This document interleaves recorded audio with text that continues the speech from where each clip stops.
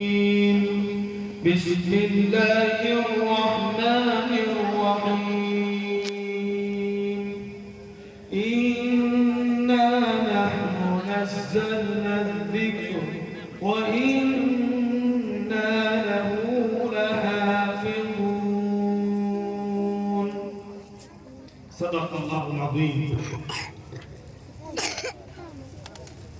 محترم و معزز علماء اور عزیزوں بزرگوں دوستوں، وقت کافی ہو چکا ہے. مجھے دو چار باتیں آپ کے سامنے کہنی ہیں. پہلی بات، قرآن مقدس کو پڑھنا اور اس کو سمجھنا اور اس کے مطابق اپنی زندگی بنانا، یہ ہر مسلمان پر لازمی اور ضروری. قرآن زندگیوں میں آئے گا اور قرآن جب مسلمان سمجھے گا اور اس کی موعظت اور اس کی نصیحت کو اختیار کرے گا تو اس کے دل کے اندر، میرے عزیزوں بزرگوں دوستوں، جو روگ ہوں گے، جو گندگیاں ہوں گی، جو نجاستیں ہوں گی، جو بیماریاں ہوں گی، وہ دور ہوں. یہ قرآن کا اعلان ہے. قرآن میں فرمایا اللہ رب العزت، اعوذ باللہ من الشیطان الرجیم، بسم اللہ الرحمن الرحیم، یا ایہا الناس قد جاءتکم موعظۃ من ربکم وشفاء لما في الصدور وهدى ورحمة للمؤمنين قل بفضل الله وبرحمته فبذلك فليفرحوا هو خير مما يجمعون.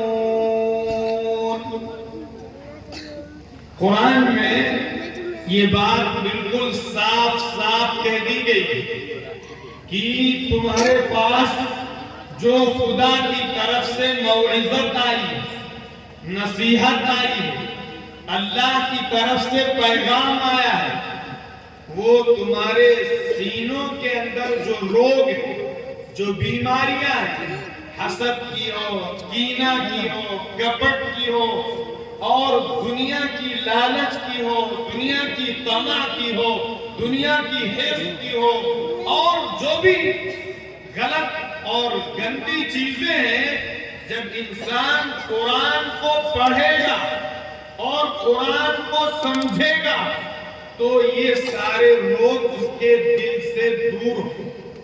اور جب روگ دور ہوں گے تو اللہ تعالیٰ کی طرف سے پھر یہ دل انسان کا ہدایت قبول کرے، اور جب ہدایت قبول کرے گا تو اللہ کی طرف سے اس پر رحمت اترے گی، وہ آدمی رحمت کا مستحق ہو.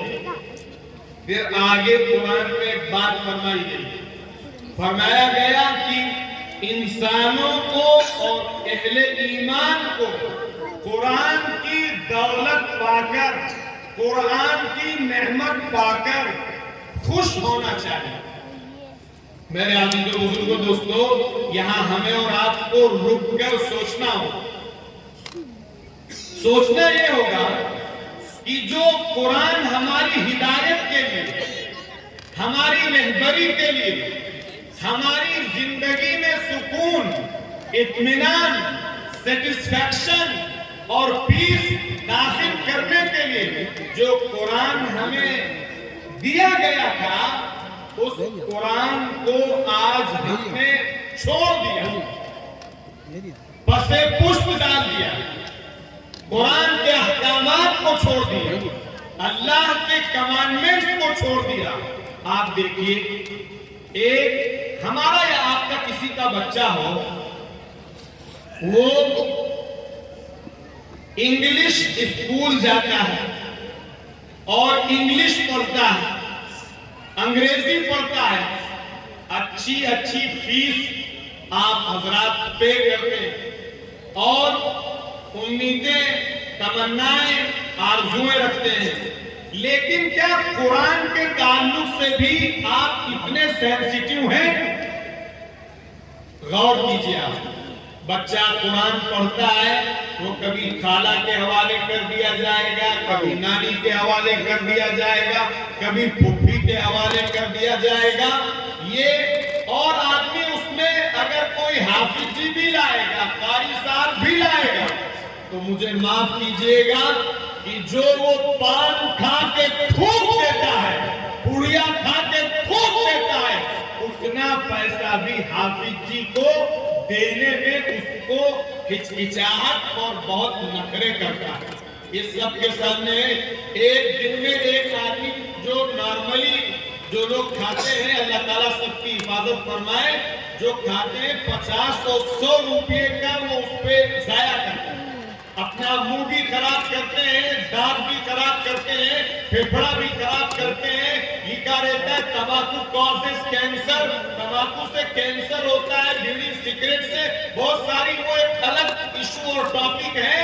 وہ آدمی اس پر جو خرچ کر رہا ہے, معاف فرمائیے, اللہ تعالیٰ ہمیں اور آپ کو معاف فرمائیے, ہم معاف فرمائیں اور آپ مجھے معاف فرمائیں کہ اتنا اماؤنٹ بھی آدمی خوش دلی کے ساتھ حافظ جی کو, قاری صاحب کو دینے کے لیے تیار نہیں ہے. یہ ہمارا آپ کا قرآن کے ساتھ تعلق دکھا ہے.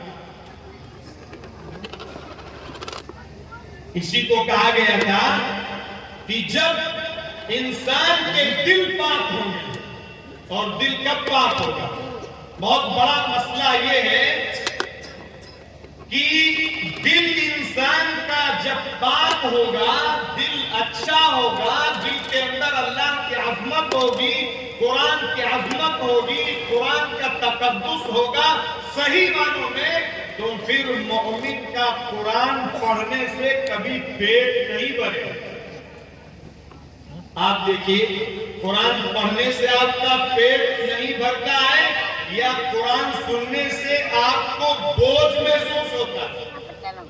ابھی رمضان آئے گا, قرآن کا مہینہ ہے, اور قرآن پڑھنا, اس کو سمجھنا, اس کو اپنی زندگی میں داخل کرنے کا مہینہ ہے. فرمایا گیا شہر رمضان الذی انزل فیہ القرآن ھدی للناس وبینات من الھدی والفرقان. رمضان کا مہینہ آئے گا, قرآن تراویح میں سنا اور سنایا جائے گا. اللہ تعالیٰ بس ہمارے سننے اور سنانے کو معاف فرمائے. 3 پارہ پڑھے جاتے ہیں, 5 پارہ پڑھے جاتے ہیں, 6 پارہ پڑھے جاتے ہیں, شبینہ کی جاتی ہے, اور لوگ پیچھے ایک طرف قرآن کی تلاوت کی جا رہی ہے. مسلمان کا رویا رویا کھڑا ہو جانا چاہیے. اللہ کی عظمت سے اسے اپنے آپ کو جھکا دینا چاہیے. اللہ کی عظمت اور اس کے جلال کے سامنے, اور اللہ کی کتاب کی عظمت اور اس کے تقدس کے سامنے انسان کی آنکھوں سے آنسو چھلکنا چاہیے. لیکن اس وقت ہمارا آپ کا کیا رویہ ہوتا ہے؟ آپ جب تراویح جہاں 5 پارے کی ہو رہی ہو, 10 پارے کی, 8 پارے کی, 4 پارے کی, 3 پارے کی ہو رہی ہو, آپ جا کے وہاں دیکھیے, ایک طرف اللہ کی کتاب پڑھی جا رہی ہے, دوسری طرف مسلمان پان چبا رہا ہے اور پڑیا کھا رہا ہے, اور چائے پی رہا ہے, اور ٹھٹھا کر رہا ہے, اور موبائل چلا رہا ہے. اللہ کی کتاب پڑھی جا رہی ہے, اور جب امام صاحب رکوع میں جانے کے لیے آیت کو دراز کریں گے, یہ دوڑ کے آئے گا, اس کے اندر شامل ہو جائے گا. یہ قرآن کی عظمت اور قرآن کا تقدس ہے یا قرآن کے ساتھ مذاق اور قرآن کے ساتھ استہزاء ہے؟ آپ بتائیے. کوئی غیر اگر کچھ قرآن پر کوئی آبجیکشن کر دے اور قرآن کی توحید کی کوئی بات کر دے, تو یہ مسلمان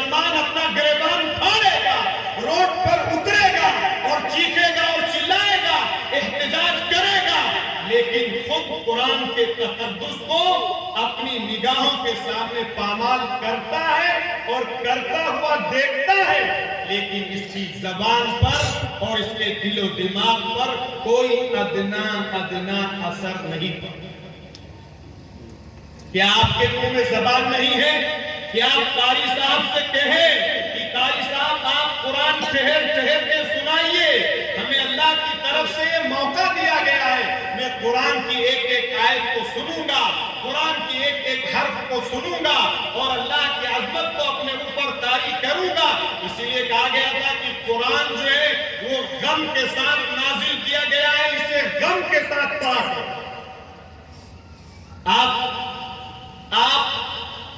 قرآن جب صحیح پڑھا جائے گا اور قرآن جب صحیح طور پہ سنا جائے گا، یہ قرآن وہ اثر رکھتا ہے جس قرآن نے سینکڑوں غیروں کے دلوں میں اثر کر کے ان کو اسلام کی طرف پھیر دیا۔ آپ جانتے ہیں حضرت عمر رضی اللہ تعالیٰ عنہ جو بہت شدید ترین تھے، اسلام سے پہلے اسلام کے سخت ترین دشمن تھے، ان کے دل کی کیفیت کو کس نے بدلا اور وہ کس ارادے سے گئے؟ وہ اسلام کو ختم کرنے کے لیے، رسول اللہ صلی اللہ علیہ وسلم کو دنیا سے جو ہے وہ مٹا دینے کے لیے وہ گئے تھے، لیکن جب اپنی بہن کے یہاں گئے پورا قصہ پیش آیا اور اس کے بعد جب انہوں نے قرآن کھولا اور پڑھا بسم اللہ الرحمن الرحیم طه ما انزلنا عليك القرآن لتشقى إلا تذكرة لمن يخشى تنزيلا ممن خلق الأرض والسماوات العلى الرحمن على العرش استوى۔ یہ قرآن کی آیتیں پڑھی ہیں اور دل کی دنیا بدلی ہے اور یہ کہا کہ مجھے بھی آقا کی خدمت میں لے چلو۔ یہ قرآن کی چند آیتیں ایک کٹر سے کٹر دشمن اسلام کے دل کو پلٹنے کے لیے چند آیتیں کافی ہیں۔ آپ جانتے ہیں نجاشی کے دربار میں حضرت جعفر رضی اللہ تعالیٰ عنہ نے جو پوری باتیں پیش کی، ان باتوں کے پیش کرنے کا وقت نہیں ہے، 11 بجے یہ پروگرام ختم ہونا تھا اور ابھی کچھ فارمیلٹیز اور کچھ چیزیں باقی رہ گئی ہیں، وہ بھی آپ کے سامنے آئیں گی۔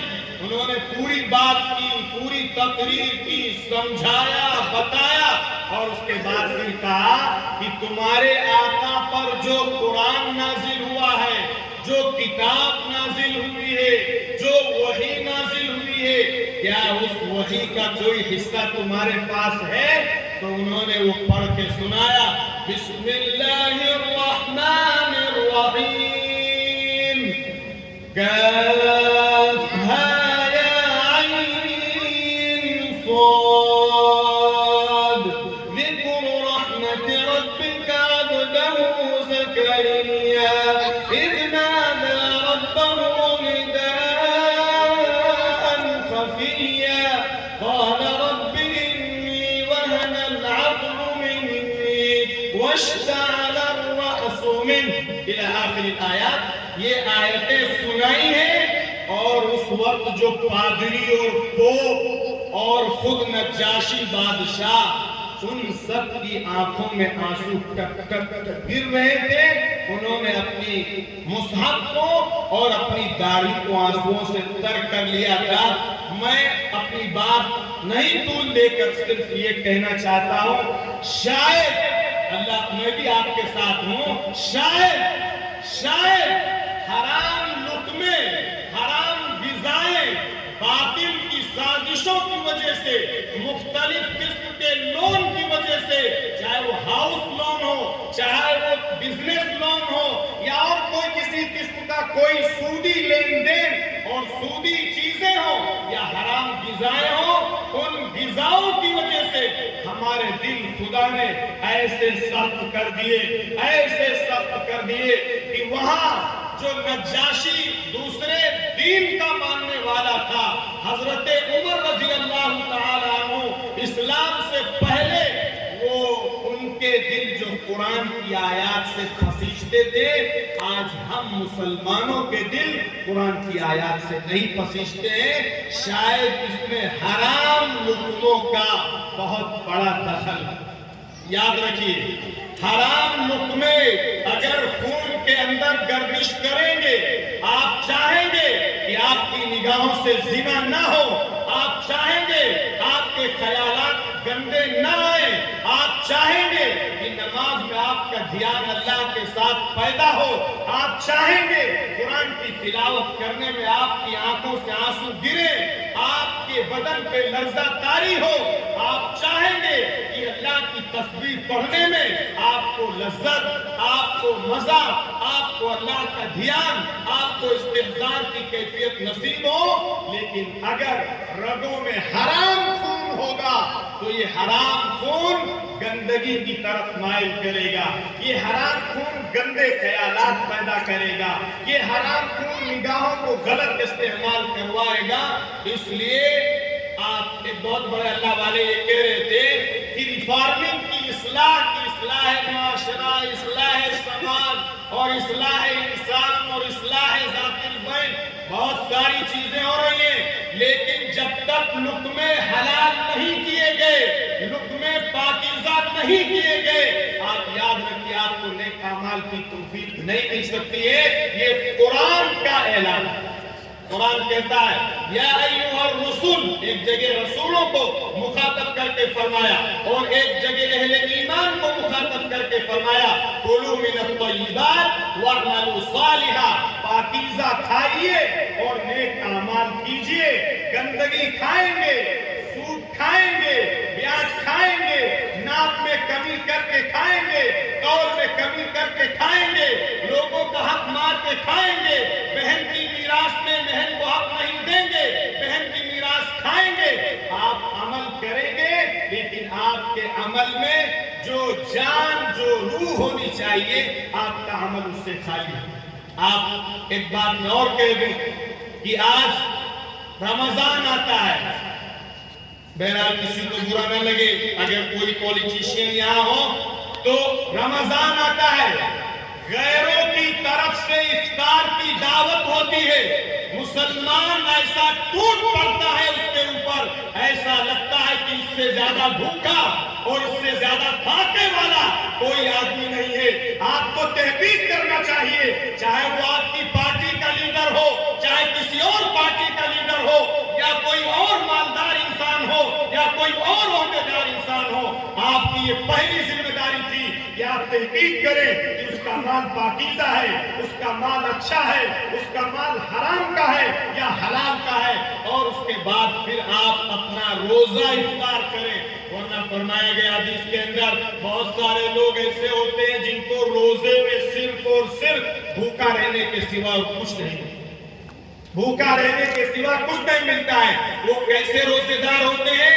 وہ روزے دار صرف اس کے ہوتے ہیں کہ سحری کھایا، افطار کیا، جہاں مل گیا، جیسا مل گیا، جو مل گیا، اور اپنی بڑی سعادت سمجھتا ہے کہ فلاں نیتا صاحب نے اور فلاں پارٹی کے لیڈر صاحب نے ہمیں پوچھا ہے، کالر اٹھا کے جاتا ہے، پوز دیتا ہے، فوٹو کھنچواتا ہے، اور اگر نیتا جی کے ساتھ شیک ہینڈ کا موقع مل جائے تو وہ جبریل امین کے شیک ہینڈ سے اسے کم نہیں سمجھتا ہے، اور وہ پوز لا کے اپنے گھر کے ڈائننگ روم میں لٹکاتا ہے۔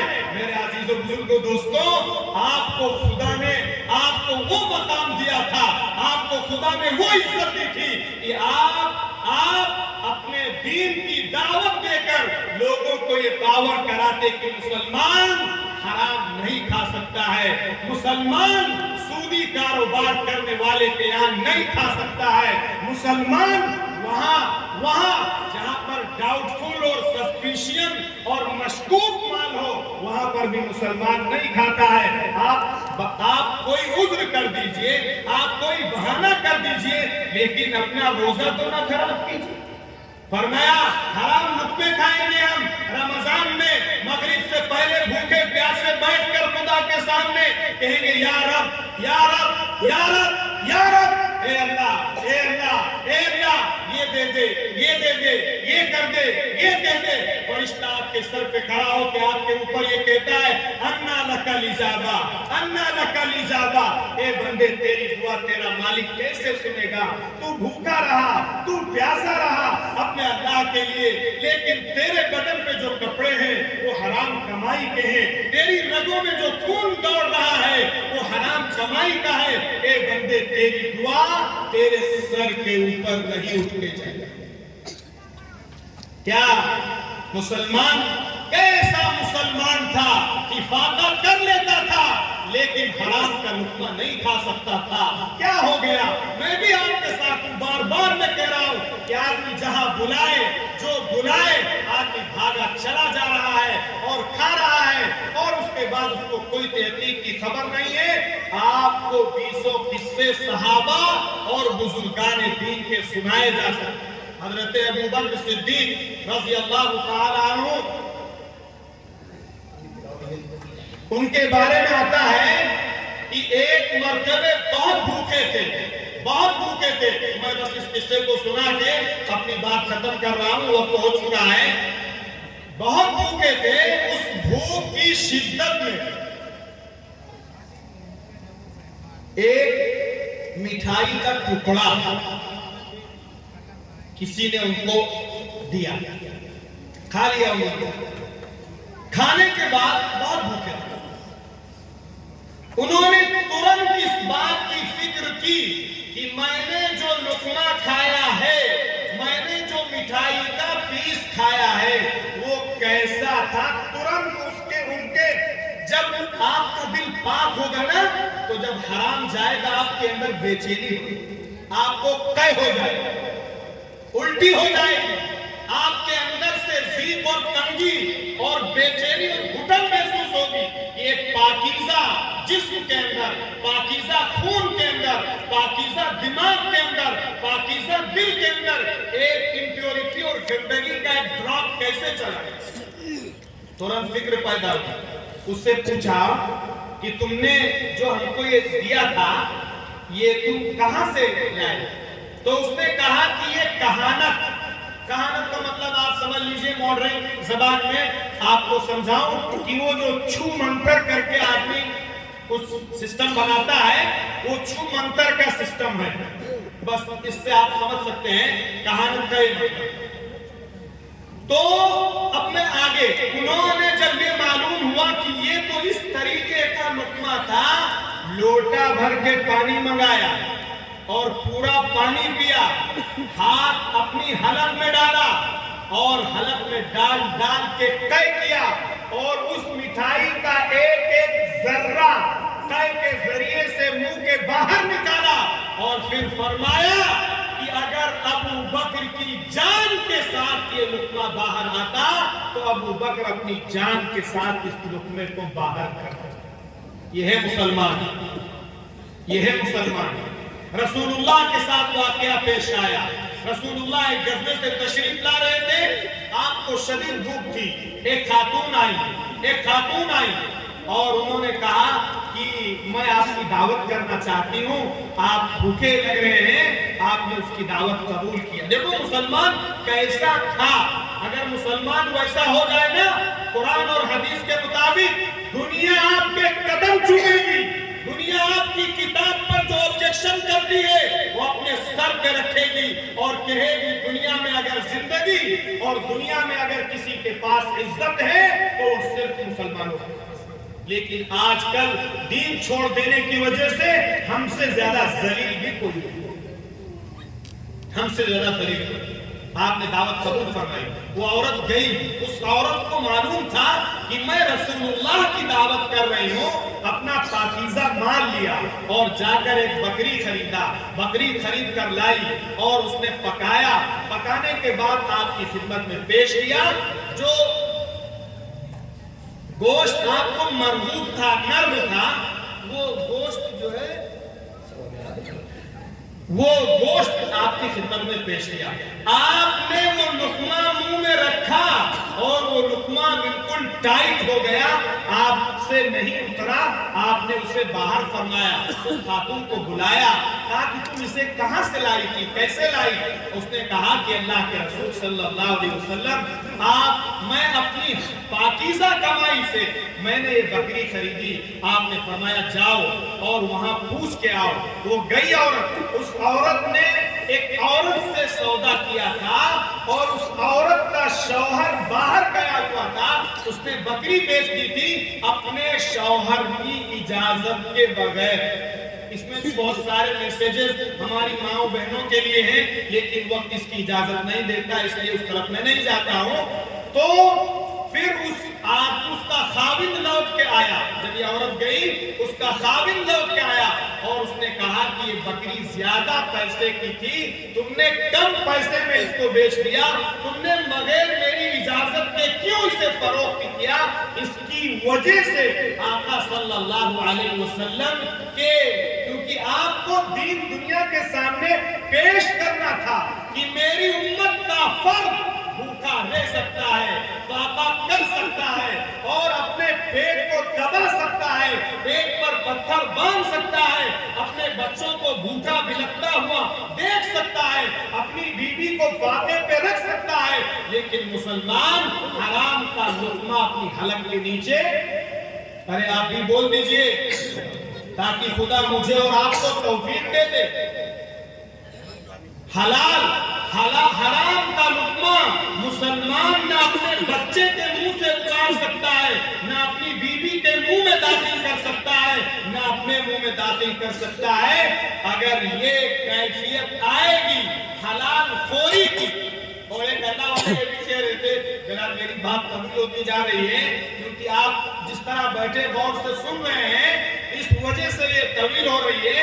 انہوں نے کہا کہ اگر مسلمان ضرورت کے پورا کرنے کے لیے، اگر مسلمان ضرورت کو پورا کرنے کے لیے اگر پیسہ کمائے گا تو اسے خدا حلال کی توفیق دے گا، حرام اسے تب اس کے منہ لگے گا جب وہ اپنی خواہش پوری کرنے پہ، اپنی خواہش پوری کرنے پہ آئے گا، جب خواہش اس کی اوپر غالب آ جائے گی، جب وہ اس بات میں آ جائے گا کہ ہمیں دنیا کے لوگوں کی ریس میں، مال کی ریل پیل میں آگے بڑھنا ہے، پھر وہ نہ حلال دیکھے گا نہ حرام دیکھے گا۔ اور اگر حرام داخل ہو گیا، حرام زندگی کے اندر داخل ہو گیا، بچوں کی زندگیوں کے اندر حرام داخل ہو گیا، حرام مال سے تربیت اور پرورش کی گئی، آپ یاد رکھیے کہ پھر کبھی ان بچوں سے وہ بڑے بڑے خواب نہ دیکھے۔ اس لیے میں آپ تمام حضرات سے اس بات کی بہت ہی عاجزانہ اور ملتجیانہ اور ملتمسانہ یہ گزارش کرتا ہوں میرے عزیز و بزرگوں دوستوں کہ آپ رمضان کی قدر کیجئے، حلال کھا کر آپ چٹنی روٹی کھا لیجئے، آپ نمک روٹی پیاز کھا لیجئے، لیکن آپ اپنے روزوں کو خراب نہ کیجئے، آپ اپنے روزوں کو برباد نہ کیجئے، اور قرآن سے اپنا رشتہ جوڑیے، قرآن سے اپنا تعلق جوڑیے، قرآن پر پراؤڈ محسوس کیجئے، قرآن پر فخر کیجئے، قرآن پر ناز کیجئے۔ یہ اللہ کہہ رہا فَبِذَلِكَ فَلْيَفْرَحُوا هُوَ خَيْرٌ مِّمَّا يَجْمَعُونَ۔ دنیا کے لوگ نہ جانے کیا کیا سمیٹ رہے ہیں، کوئی مال سمیٹ رہا ہے، کوئی صاحب اور کیا سمیٹ رہا ہے، کوئی ڈگریاں سمیٹ رہا ہے، لیکن سب سے بہتر جو سمیٹنے والا ہے وہ قرآن کو اپنے سینوں میں سمیٹنے والا ہے۔ قرآن پڑھنا ہے اور اس کو سمجھنے کی کوشش کرنا ہے۔ یہ بھی دماغ میں انتہائی غلط خیال پیدا ہو گیا ہے کہ قرآن سمجھنا اور سمجھانا یہ مولوی اور حافظ جی کا کام ہے، باقی ہماری سطح سے بہت اوپر کی چیز ہے۔ قرآن اگر آپ سمجھیں گے نہیں تو قرآن کا تاثر بھی آپ کے دل پہ نہیں پڑے۔ آپ کوئی آدمی آپ کو آ کے بتائے انگریزی میں، اور آپ انگریزی نہیں جانتے ہیں، کہ آپ کے ابا کا انتقال ہو گیا، آپ کی اماں کا انتقال ہو گیا، آپ کے فیشیل ایکسپریشنز پہ کوئی اثر آئے گا؟ ارے بولیے، کتنی خطرناک خبر بتا رہا ہے کہ آپ کے والد صاحب کا انتقال ہو گیا، لیکن آدمی ہنس ہو سکتا ہے ہنس لے، ہو سکتا ہے خوشی کا اظہار کرے، کیوں؟ اس لیے کہ اس نے سمجھا نہیں کیا کہا گیا ہے۔ وہی حال ہے کہ قرآن میں اللہ نے کیا کہا ہے ہم نے سمجھا نہیں۔ جس دن ہم سمجھیں گے ہمارے دل لرز جائیں گے، ہماری آنکھوں سے آنسو بہنے لگیں گے، ہمارے بدن پہ کپکپی اور لرزہ طاری ہوگا۔ لیکن کب؟ جب قرآن کو سمجھنے کی کوشش کریں گے۔ یہ ہر مسلمان اس بات کی کوشش کرے کہ ہم قرآن کو پڑھیں گے اور قرآن کا ترجمہ پڑھیں گے۔ اور الحمدللہ بہت سارے جو ہے وہ آسان ترجمے اور آسان قرآن کے نام سے بہت سارے جو ہے وہ قرآن کے ٹرانسلیشن چھپ چکے ہیں۔ آپ ایک صفحہ، 1.5 صفحہ، آدھا صفحہ جو ہو سکتا ہے آپ اس کو پڑھیں، ترجمہ پڑھیں اور اس کا اثر آپ اپنی زندگی پر دیکھیں گے۔ اس لیے میرے عزیز و بزرگ دوستوں، یہ چند باتیں تھیں، اور جو ہمارے حفاظ ہیں اور ان کے سرپرستان ہیں، میں ان سے درخواست کروں گا کہ جو بچے حفظ کرتے ہیں، اگر ان بچوں کو آگے تک نہیں پڑھایا گیا، آگے ان کو نہیں قاری، حافظ، عالم آگے تک نہیں پڑھایا گیا، تو جو 100 بچے ہوتے ہیں ان میں سے 90 بچے مس کر جاتے ہیں، بھول جاتے ہیں انہوں نے کتنی قربانی سے حفظ کیا ہے، ان کے اماں ابا نے کیسی قربانی دی ہے، ان کے اساتذہ نے کیسی قربانی دی ہے، مدرسے کے نظام نے کیسے قربانی دی ہے۔ ان ساری قربانیوں پہ زیادہ سے زیادہ 5 سال کے اندر پانی پھر جاتا ہے۔ اس لیے جو سرپرستان ہیں، ذمہ داران ہیں، گارجین ہیں، ایلڈرز ہیں، ان کی یہ ذمہ داری ہے کہ وہ ان بچوں کو آگے تک پڑھانے کی کوشش کریں تاکہ ان کا قرآن باقی رہے اور ان کے ذریعے سے قرآن کی اشاعت ہو اور قرآن کو پھیلایا جائے۔ اور بھی بہت ساری چیزیں ہیں جو انشاءاللہ پھر کبھی بتائی جائیں گی۔ اللہ تعالیٰ مجھے بھی قرآن کو پڑھنے کی اور سمجھنے کی اور اس کے مطابق اپنی زندگی بنانے کی توفیق عطا فرمائے۔ آپ تمام حضرات کو بھی اس کی توفیق عطا فرمائے، اور بہت ہی مبارکبادی کے قابل ہے یہ بچے بھی، ان کے گارجین بھی، ان کے اساتذہ بھی، اور مدرسے کے ذمہ داران بھی، اور وہ تمام لوگ جو ان بچوں کو اپریشیٹ کرنے کے لیے، ان بچوں کو جو ہے وہ حوصلہ دینے کے لیے اور تشجیع اور ہمت افزائی کے لیے یہاں پر حاضر ہیں، سب لائق تحسین اور لائق مبارکباد ہیں۔ اللہ تعالیٰ عمل کی توفیق عطا فرمائے۔ وآخر دعوانا الحمدللہ۔